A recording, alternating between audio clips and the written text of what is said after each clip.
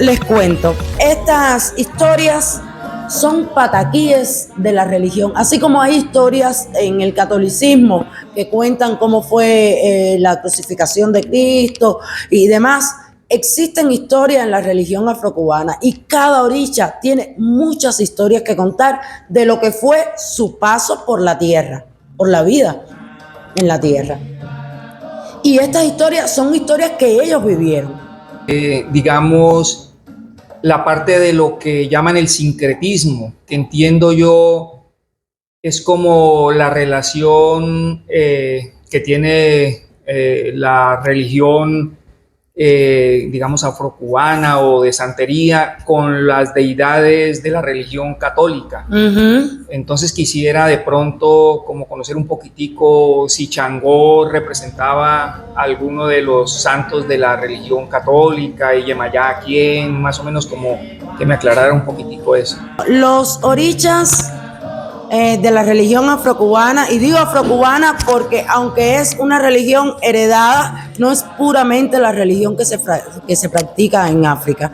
En Cuba esa religión ha sufrido cambios y entonces ya no es esa pura, por eso digo afrocubana. Todos los orichas, que incluso son tantos que yo no los alcanzo a conocer todos porque son muchos y cada día surge uno nuevo, porque los orichas son como las personas que se santifican y cada día santifican a alguien o cada algún tiempo por obras que hizo en la tierra, ¿no? Y todos se sincretizan con algún santo de la religión católica. ¿Por qué sucede esto?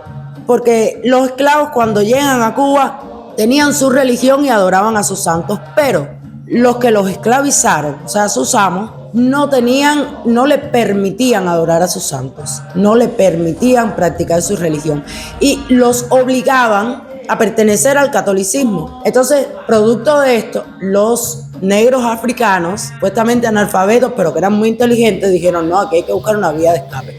Yo no voy a dejar de creer en lo que yo creo, porque eso es lo que me ha dado vida hasta ahora, y es donde vale mi fe. Pues si ellos quieren que yo crea en eso, sencillamente yo busco las características de sus santos y busco las características de los míos y los uno. Y entonces yo tengo una estampilla de la Virgen de Regla o de la Virgen de las Mercedes y estoy adorando a Yemayá o estoy adorando a Oya, aunque yo diga Virgen de las Mercedes. Y esa es una de las razones de por qué la religión es afrocubana y no la religión africana pura, porque al hacer ese sincretismo también cambiaron muchas cosas. Entonces hay una vertiente de la religión que es el espiritismo, de esta religión afrocubana, que se leen oraciones católicas, se hacen cantos católicos, precisamente, y se adoran. Cuando se habla de estos santos, se habla por el nombre del catolicismo. Gracias por la puesta en escena y ese reconocimiento pues como a las diosas, ¿no? Generalmente uno escucha acá pues a Babalú, a Changó, digamos a los pues figuras masculinas de los dioses, pero yo decía no me la puedo perder porque es que dar ese valor a las diosas es muy importante, porque en nuestra religión en la que hemos, digamos, sido colonizados, pues las diosas no existen, solamente María, y eso pues ahí que se les coló. Pero digamos ese valor de las mujeres allí representadas, pues muy importante, y pues agradezco mucho este compartir que hiciste de la puesta en escena y las historias de tus dioses. Muchas gracias, muchas gracias. Sí, de nuestra África tenemos eso, el empoderamiento de la mujer, y esta historia, la primera historia que conté de Yemayá, habla mucho de eso, de cómo las mujeres, y siempre nos pasa de alguna manera, yo creo, cómo las mujeres sentimos que aunque lo tengamos todo, no tenemos nada, si no tenemos a un hombre al lado, y somos capaces de dejar todo lo que hemos logrado obtener con nuestras manos y nuestro esfuerzo por tratar de mantener feliz a un hombre. Y sin embargo, en muchas ocasiones, porque no siempre es así, pero el hombre no lo piensa y no valora lo que es capaz de quitarse la mujer por tratar de hacerlo feliz, aunque ella también en ese momento era feliz, pero no tenía nada de ella, no tenía, todo lo que había ganado lo perdió, y sin embargo ese hombre no la valoró.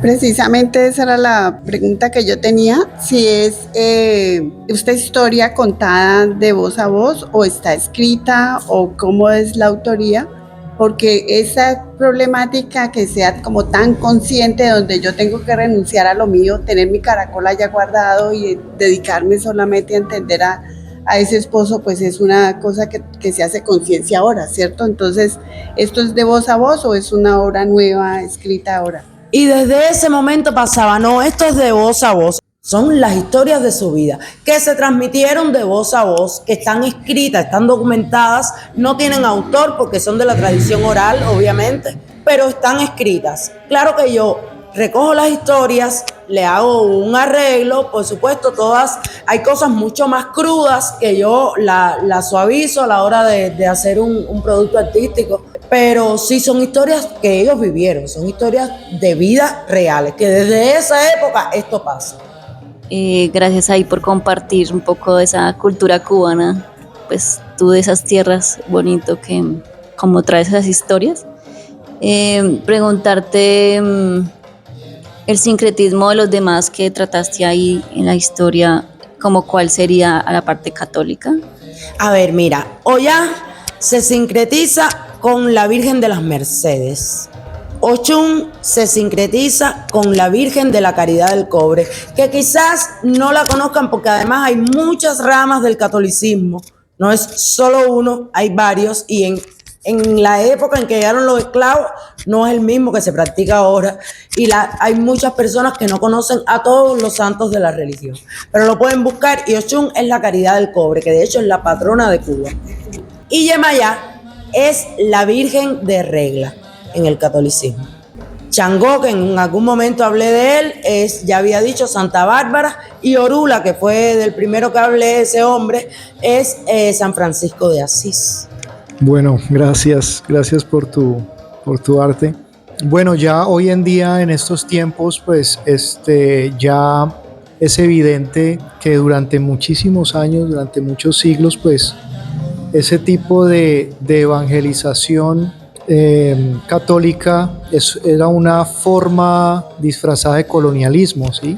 Ya ahorita pues que tenemos un poco más de entendimiento, ¿cómo crees, o desde tu visión, cómo se está pedagogizando el regresar de nuevo a nuestros principios ancestrales, a lo que nosotros llamamos el Gran Pachacuti, de nuestra línea andina indígena? ¿Cómo están ustedes pedagogizando a las nuevas generaciones para ya demostrar que realmente ese sincretismo no funciona, que eso era simplemente un método de colonialismo, y que las nuevas generaciones comprendan en regresar a esas nuevas formas de ver la vida y de ese buen vivir que desde los tiempos antiguos ancestrales pues veníamos con eso? ¿Cómo se estaría entonces pedagogizando a las nuevas generaciones para eso? A ver si entiendo bien la pregunta. Me estás preguntando exactamente cómo hacemos para discernir, o sea, separar el catolicismo de nuestra religión pura. Regresar nuevamente a las nuevas tradiciones ancestrales. Nosotros no tenemos eso. Nosotros somos un pueblo totalmente transculturizado. Nosotros no nos quedan indios, de hecho, nosotros no conocemos en Cuba. Sucede que cuando la colonizaron, era una isla tan pequeña, pues le acabaron con la población indígena, autóctona del país. No nos quedan indígenas. Nosotros perdimos esa cultura. Entonces, ¿qué hicimos nosotros? Nosotros tenemos tanto de la cultura africana como de la española. Entonces se hizo una mezcla voraz entre esas dos culturas, y quedó con más fuerza, porque quizás a lo mejor los negros tenemos más poder o la África es más fuerte, quedó con más fuerza la cultura afrocubana, aunque se practica el catolicismo y hay rasgos de la cultura española, por supuesto, en Cuba. Pero esa es la autóctona nuestra. O sea, nosotros consideramos esa cultura afrocubana, incluso con su sincretismo, como nuestra cultura autóctona. Esa es la más ancestral que nosotros conocemos. Es la más ancestral que tenemos, porque indios no tenemos. Eso se agotó en Cuba. No tenemos cultura ni referente. Cuando se va al santuario de la Virgen de la Caridad del Cobre en Santiago de Cuba, irán personas afrocubanos que irán a adorar al Dios, a la deidad que representa a la Virgen de la Caridad del Cobre, y habrán católicos que irán al mismo sitio, pero irán a adorar la Virgen de la Caridad del Cobre, a la patrona de Cuba. No hay, digamos, algún tipo de conflictos allí de intereses. No hay conflictos. ¿Qué pasa con esas religiones en Cuba? El sincretismo en Cuba fue tan fuerte que todo el que es católico de alguna manera en Cuba, o la mayoría, al menos de las personas que yo conozco, que he tenido la oportunidad de conversar y demás, casi todos los que son católicos sí visitan esos templos. Los que son, y por supuesto los religiosos de la religión yoruba igual. Pero los católicos, por ejemplo, hay 2 templos principales en Cuba que son el de la Caridad del Cobre, o sea, 2 no 3, el de la Caridad del Cobre, el de la Virgen de Regla y el de San Lázaro. Y allí van católicos a pedirle a San Lázaro, es San Lázaro que está allí representado, aunque van muchos religiosos afrocubanos a pedirle a su Babalú Ayé. Por ejemplo, mi abuela, que era devota de San Lázaro, de Babalú Ayé, tenía una esfinge de San Lázaro y la jícara con los menuditos y la bolsita de saco con las miniestras en maíz de San Lázaro, pero con la estatuilla de San Lázaro. Y lo otro que le pertenece a Babalú Ayé, pero todo ahí mezclado. Es todo mezclado, como dice Nicolás Guillén. Ahora que usted habla de las otras cosas que colocan, ¿eso pertenece también a la parte del espiritual que usted dijo, que de todas maneras la afrocubana tiene 2 líneas? ¿Qué pasa? A los santos orichas, a las deidades orichas, se le hacen ofrecimientos y uno está pendiente de lo que más le gustó comer en vida y eso le ofrece uno como comida, ¿no?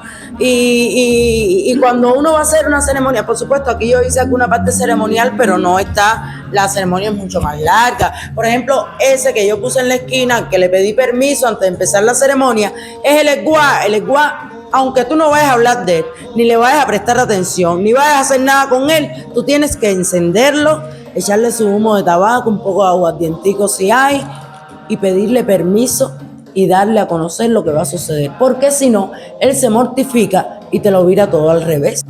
Porque sencillamente a él hay que rendirle cuenta de todo. Y se dice que el ecuá es el que abre y cierra todas las ceremonias. Porque sin él es un muchacho chiquito, él es un niño, es el niño de Atocha, el santo, el cuidador de Pablo Escobar. Quiero hacerte una pregunta, pues, a nivel personal, que como tu opinión, quería saber como tu opinión personal. Es como si el catolicismo hubiera triunfado, ¿sí? Lo digo porque no solamente en esta cultura, sino en la gran mayoría de las culturas donde hay sincretismo, pareciera que como que hubiera triunfado el catolicismo. No estoy en contra del catolicismo, estoy en contra del pretender que mostrarse como una única verdad y el entrar en otras culturas, en otras manifestaciones espirituales, considerando que estas son malas y mi propuesta es la buena. A eso es lo que yo voy, que no creo que no me gusta mucho eso. Y siento eso, como que el catolicismo, cuando logra ese sincretismo, culturizarlo, siento que ha habido como un triunfo. Quería saber tu opinión personal y también pues está en todo tu derecho en no contestar, porque siempre es... Sí, cómo no. Yo lo veo más como una derrota. Porque, como te decía en los principios, yo lo veo más como una derrota porque tanto ellos desdeñaron, tanto criticaron, tanto humillaron a esos negros esclavos, tanto lo acusaron de incultos, y fueron capaces esos negros esclavos de buscar una vía de que lo que ellos traían como cultura respirara y que hasta hoy todavía viva. O sea, no lo considero como un triunfo del catolicismo, sino como una derrota. Porque sí, yo adoro tus imágenes, pero la adoro porque yo sé que cuando yo digo San Lázaro, estoy inventando a Babalú Ayer, y el poder de la fe y la fuerza de la palabra fue tan grande que ya esos mismos orichas se reconocen en esos nombres, pero siguen siendo los orichas. O sea, ellos reconocen cuando tú le haces un ofrecimiento, cuando tú hablas con ellos, cuando tú les rezas, o los moyubas, que es como se dice en nuestra lengua, cuando tú les hablas a ellos, tú les puedes mencionar el nombre de San Lázaro y ellos se sienten identificados, ellos saben que es con ellos, pero igual manteca de corojo, no agua bendita. Una obra que nos permite como adentrarnos a conocer también otras formas de ver el mundo, de sentirlo a través de la construcción que hicieron nuestros ancestros desde África, y también como un reconocimiento al valor de esas diosas mujeres que en muchas de las religiones pues son desconocidas. Entonces es como la forma de resaltar también el rol de las mujeres como en todos los procesos históricos y culturales. Entonces me gustó mucho la obra. Bueno, estoy acá en este hermoso Teatro Solsticio y quiero de verdad agradecer esta hermosa invitación y esta gran obra bellísima que habla sobre toda la cosmovisión y cosmogonía afrocubana, hermosísima, que nos deja un mensaje de unión espiritual entre nuestros pueblos, y nos deja mucho por pensar y mucho por hacer en crear esa hermandad de nuestros pueblos espiritualmente, como unas nuevas formas de manifestación espiritual humana. Muchas gracias, de verdad, gracias por esta invitación, esta bonita obra. Gracias.